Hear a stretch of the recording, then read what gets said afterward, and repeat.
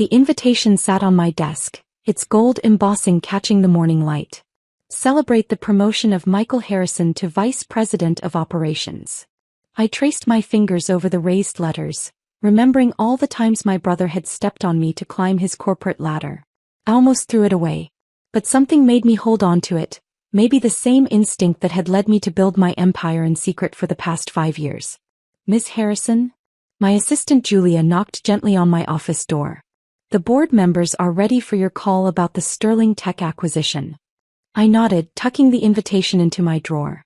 Few people knew that Emma Harrison, the quiet girl who'd left her family's company 5 years ago, was now the mysterious chairman of Phoenix Enterprises, one of the largest technology investment firms in the country. My brother certainly didn't know. Neither did my parents, who'd supported his every move while dismissing my unrealistic business ideas.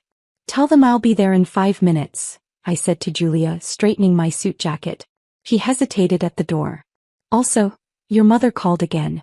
About your brother's promotion party. I managed a small smile. Tell her I'll think about it. After she left, I walked to the window of my penthouse office, looking out over the city skyline. Somewhere out there, in another gleaming tower, my brother was probably practicing his victory speech, never suspecting that his new position existed only because I had arranged it. The truth was, I own not just Phoenix Enterprises, but also a controlling interest in Harrison Industries, my family's company, through a complex web of shell corporations and investment vehicles. Every major decision, every promotion, every strategic move had to be approved by the mysterious chairman, who never attended meetings in person. 5 years ago things had been different. I was just Emma, the quiet daughter who worked in the family business's marketing department, always overshadowed by my older brother Michael. While he got fast-tracked to management positions, I spent my evenings studying market trends and developing investment strategies. I remembered the day everything changed. I had prepared a detailed proposal for modernizing Harrison Industries' technology infrastructure. Really, Emma? Michael had laughed during the board meeting. Leave the big decisions to people who understand business. Why don't you stick to making pretty PowerPoint slides?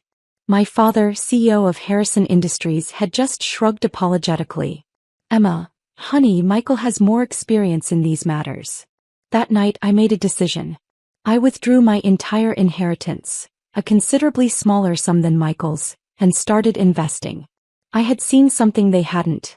Small tech companies with revolutionary ideas but no capital. I bought stakes in these companies, nurtured them, and watched my investments multiply.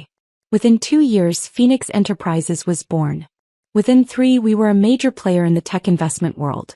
By year 4, I had secretly gained control of Harrison Industries through a series of quiet stock purchases. Now at 32, I controlled a business empire worth billions. But to my family, I was still just Emma, the daughter who'd failed to make it in the family business. The week before Michael's promotion party, I sat through another board meeting via video conference, my camera off as usual. The board members knew me only as chairman, my voice disguised by software. The promotion of Michael Harrison to VP of Operations, one board member was saying, it's a bit unusual. He's rather young for such responsibility. The chairman has approved it, my CEO, David Chin, responded firmly. He was one of the few people who knew my true identity. That's all that matters. I smiled to myself. Michael's promotion was indeed unusual. It was a position I had created specifically to give him enough rope to hang himself with. His arrogance and poor decision-making would become apparent to everyone, including our father. The night of the promotion party arrived crisp and clear. I stood in my walk-in closet considering my options. Finally, I chose a simple black designer dress, elegant but understated. Tonight wasn't about standing out. It was about watching my brother's perfect world begin to crack. The grand ballroom of the Ritz-Carlton was already crowded when I arrived. Crystal chandeliers cast a warm glow over the gathered executives and family members. My mother spotted me first. Emma, you came. She hurried over, air-kissing my cheek. And you look nice. Her slight pause spoke volumes. Next to her own and my sister-in-law's designer gowns, she clearly found my appearance lacking. Thanks, Mom. Congratulations on Michael's promotion. Yes, isn't it wonderful? Your father's so proud. Michael's following right in his footsteps. She glanced at my simple dress again. And what exactly are you doing these days? Before I could answer, Michael's booming voice cut across the room. Well, look who decided to show up. He strode over, already slightly drunk on success and expensive champagne. Come to see what real success looks like, sis? I took a sip of water, saying nothing. You know, he continued, loud enough for nearby guests to hear, I tried to get you a job in the mailroom. But Dad said it might be too challenging for you. A few people chuckled. My mother gave an awkward laugh. Michael, be nice to your sister. Oh, I am being nice. He smirked, swirling his champagne. I mean, someone has to be the family failure, right? Can't all be winners. I watched him, thinking about the reports on my desk showing his department's massive inefficiencies. About the proposals he'd approved without proper review. About the contracts he'd lost through sheer arrogance. Still a nobody after all these years, he continued. While I'm becoming VP of operations. But hey, at least you can tell people your brother's successful, right? Just then David Chin, my CEO, walked into the ballroom. His eyes scanned the room and found me. I gave him the slightest of nods. He walked over, his face professionally pleasant. Mr. Harrison, congratulations on the promotion. Thank you, Michael preened. It's about time the board recognized my potential. David's eyes turned to me and he smiled. Chairman, I didn't expect you here tonight. The room went absolutely silent. My mother's champagne glass stopped halfway to her lips. Michael's smug grin froze on his face. Chairman, he whispered, his voice suddenly hoarse. I set down my water glass carefully. Hello, David. Lovely party, isn't it? Emma. My mother's voice was barely audible. What is he talking about? Michael's face had turned an interesting shade of white. There must be some mistake. Emma's not, she can't be. David pulled out his phone, bringing up a company document. Emma Harrison, founder and chairman of Phoenix Enterprises, majority shareholder of Harrison Industries. He looked at my brother with cool professionalism. Your boss. The silence in the ballroom was deafening. I could almost hear the gears turning in my brother's head as he tried to process this revelation. His new reality was crashing down around him, and his champagne-addled brain couldn't quite keep up. This is ridiculous, he finally sputtered. Emma doesn't, she can't. Can't what, Michael? I asked softly. Can't run a successful company? Can't make strategic decisions? Can't be your boss? My father pushed through the crowd that had gathered around us. What's going on here? His authoritative voice, the one that had dominated board meetings for decades, now seemed strangely diminished. David Chin stepped forward smoothly. Mr. Harrison, I believe you haven't met Phoenix Enterprises chairman in person before. Allow me to introduce Emma Harrison. Dad's face went through a remarkable series of expressions, confusion, disbelief, shock, and finally, something that looked almost like fear. Phoenix Enterprises? The company that's been buying up our stock. 51% of it, to be exact, I confirmed. Though we've also acquired controlling interests in 7 other tech companies in the past 3 years. But Harrison Industries was always special to me. No. Michael's voice was sharp with denial. No, this is some kind of joke. Emma's nothing. She's nobody. She left the company because she couldn't handle real business. I pulled out my phone, pulled up an email and handed it to David. He read it aloud. Effective immediately, the position of VP of Operations is hereby eliminated. All related responsibilities will be reassigned to the executive management team. The color drained from Michael's face. You can't do that. Dad, tell her she can't do that. Our father looked lost, his usual confidence shattered. Emma, all this time? All this time, I confirmed. Every board meeting you attended via video conference with the mysterious chairman? That was me. Every major decision that saved the company millions? Those were my strategies. The technology modernization plan that Michael laughed at 5 years ago? I implemented it through Phoenix Enterprises and it tripled our market share. My mother finally found her voice. But you never said anything. All those family dinners where we talked about Michael's success. While you dismissed my little consulting work? I finished for her. Yes, I remember those dinners very well. The whispers around us were growing louder. Michael's perfect moment, his crowning achievement, had been completely overshadowed. He took a threatening step toward me. You planned this, he hissed. You deliberately humiliated me at my own party. No, Michael. You humiliated yourself. Still a nobody, remember? Those were your words, not mine. David cleared his throat. Should I announce the organizational changes now, Chairman? I smiled. No need, David. I think we've disrupted the party enough for one evening. I turned to my brother. We'll discuss the details of your new position on Monday. I believe there's an opening in the mailroom. You said it might be too challenging for me. Let's see how you handle it. This is insane, Michael exploded. Dad, you can't let her do this. This is our company. Our father had aged 10 years in the past 10 minutes. Emma owns controlling interest, Michael. She can do whatever she wants. I walked to the center of the room, tapping my glass for attention. The crowd fell silent, all eyes on me.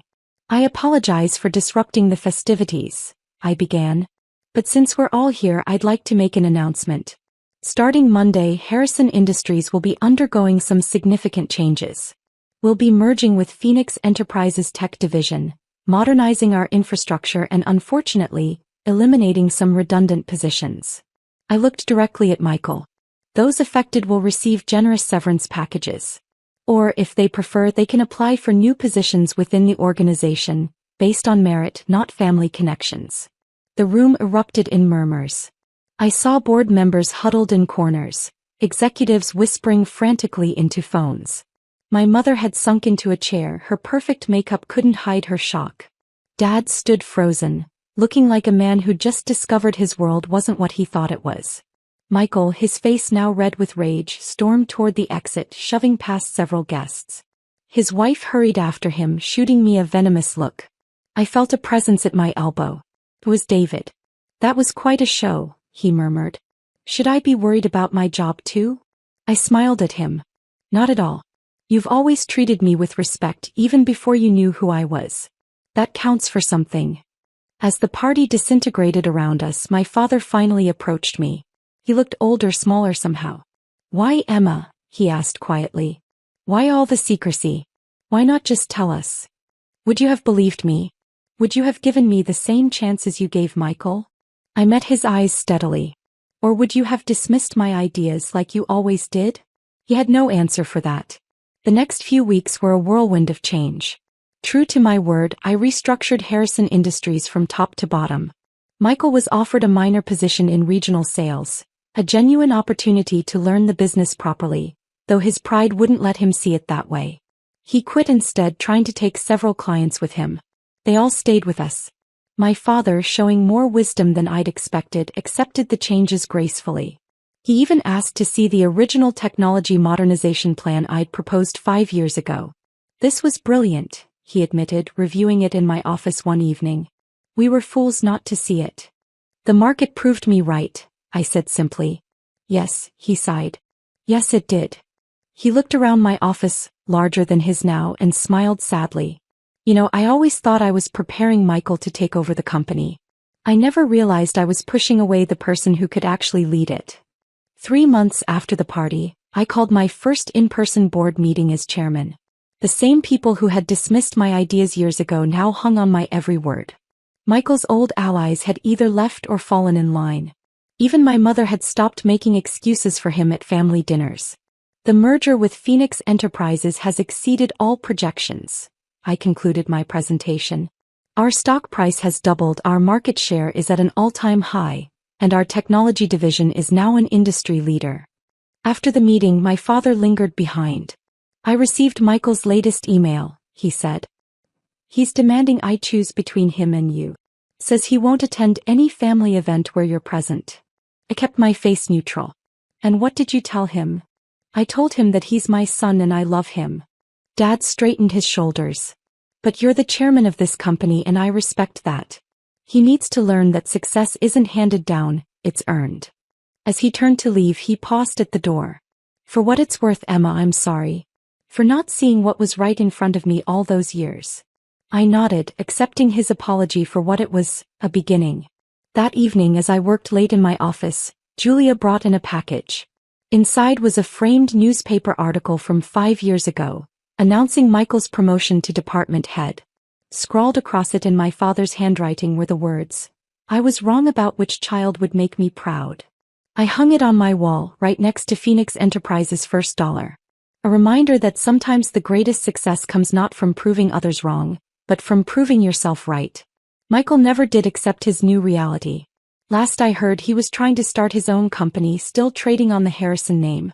But the business world had changed, connections and charm weren't enough anymore. Success required innovation, vision, and the kind of hard work he'd never had to do. As for me, I finally moved my office to the top floor of Harrison Industries headquarters. My name was on the building now, after all. Not because I was born a Harrison, but because I'd earned it. Sometimes at night, I look out over the city and think about that promotion party. About Michael's sneer when he called me a nobody. About the shock on his face when he learned the truth. But mostly I think about the lesson I learned. Success doesn't always announce itself with fanfare. Sometimes it works quietly, building something extraordinary while others aren't paying attention. And sometimes the sweetest victory isn't in proving your critics wrong, it's in proving yourself right.